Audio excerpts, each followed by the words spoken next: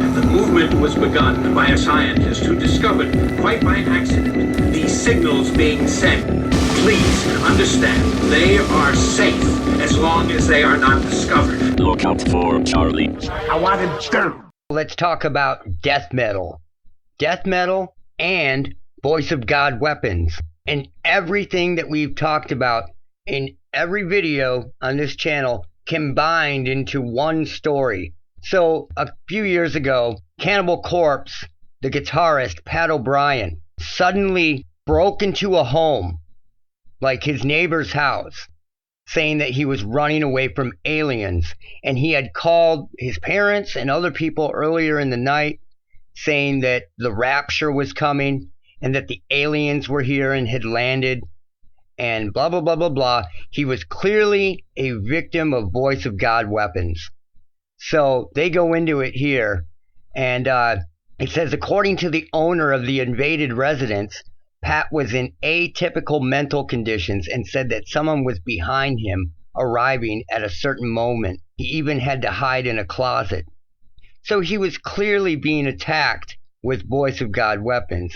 Investigators discovered that Pat not only insisted with the neighbors that something was about to happen, but also a few hours before, he had called his parents and said that the aliens had arrived. Why is that? Because they were talking to him.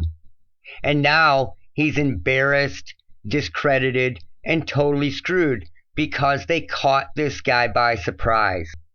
And then it says, as if that were not enough, the next day after the fire was completely cleared because he lit his house on fire, police officers searched Pat's house and discovered an immense... Well, okay, the weapons are none of our business. This is the United States. You can have 1, 5, 50, or 100. It doesn't matter.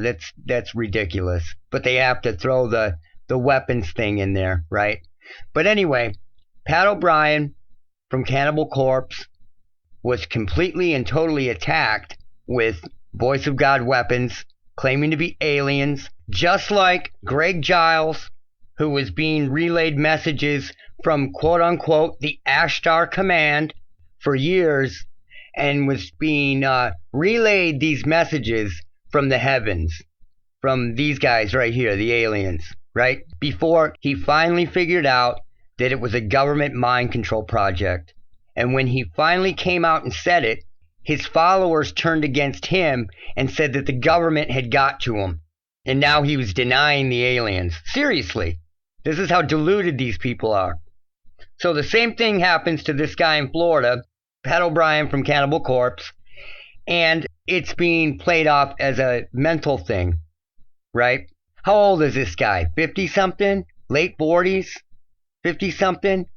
And he just snaps and starts hearing fucking aliens and the rapture. Come on, man. For real. Who believes this shit? So Greg Giles gets rational and sane. Literally realizes that his channeled messages are bullshit. And when he comes out with it, his people, instead of going, wow, maybe we should look into this, they go, oh my God, the government got to you.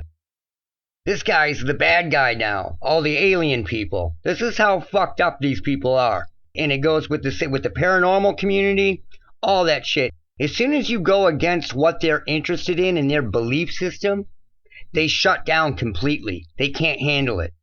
They live in this fragile, built-up house of cards. And it's bullshit. So here is Greg Giles' blog, his last blog entry. I've talked about this before. Let's talk about it again. Because this relates to the Pat O'Brien case. They probably did this to Pat O'Brien from Cannibal Corpse because he had weapons in his house and they were going to try to get him to do something fucked up to his neighbors or whatever. But he ended up just lighting his house on fire and breaking into his neighbor's house. That is what they call a dud, right? He didn't James Holmes or Aaron Alexis out. So let's read the message from Greg Giles that relates to what we are talking about. It says, hello everyone. I will be taking down this blog shortly in the days ahead, as I do not want to see anyone else entrapped in the horrible U.S. government PSYOPs program that had lured me into its trap some years ago. and has refused to release its clench on me and my life.